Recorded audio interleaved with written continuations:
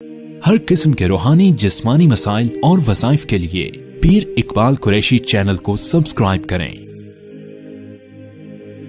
پیر اقبال قریشی۔ بسم اللہ الرحمن الرحیم۔ ماہ شعبان کا آپ کو ایک بہت خاص عمل عطا کرنا ہے جس سے اکثر لوگ غافل اور لا علم ہیں۔ ماہ شعبان کے اندر اگر یہ عمل کوئی کر لے، اللہ تبارک و تعالیٰ اس کو دو خاص انعام عطا فرماتے ہیں۔ 1000 سال کی نیکیاں اس کے نامہ اعمال میں لکھ دی جاتی ہیں اور 1000 سال کے گناہ اس کے معاف کر دیے جاتے ہیں۔ یہ کلمہ 100 مرتبہ خالی پڑھنے والا ان فضائل کو، خصوصیات کو پا لیتا ہے۔ تورات میں حضرت موسیٰ علیہ السلام پر بھی یہ جملہ نازل ہوا اور حضرت موسیٰ علیہ السلام اور ان کی قوم کو باقاعدہ اس کو وظیفے کی شکل میں اللہ کی طرف سے حکم ہوا تاکہ وہ قوم خالصاً اس کلمے کو ادا کرے اور بخشش کے ساتھ جنت میں داخل ہو جائے۔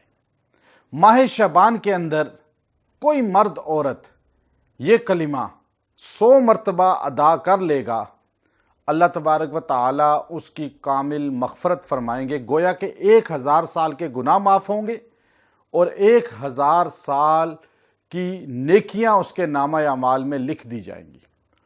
وہ کلمہ بہت مختصر ہے کہ آپ نے 100 مرتبہ یہ کلمہ ادا کرنا ہے۔ لا الہ الا اللہ لا نعبد الا ایاہ مخلصین لہ الدین ولو کرہ الکافرون۔ اب یہ اتنا مختصر جملہ آپ نے ادا کرنا ہے، لا الہ الا اللہ لا نعبد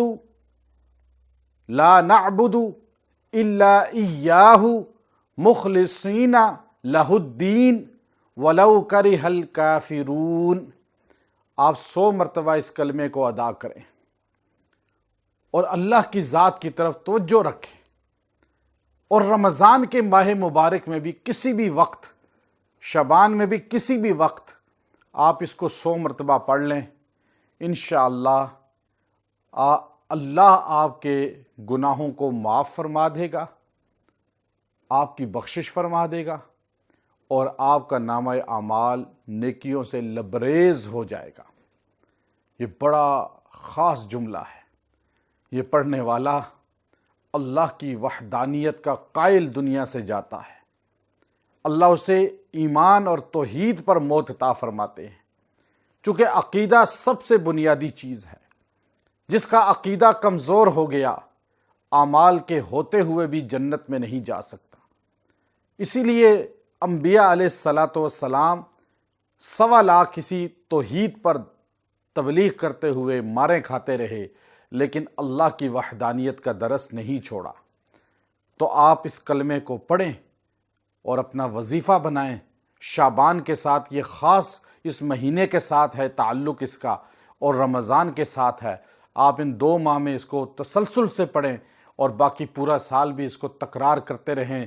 اللہ آپ کو ایمان پر موت بھی عطا فرمائے گا اور گناہوں کا کفارہ بھی بن جائے گا۔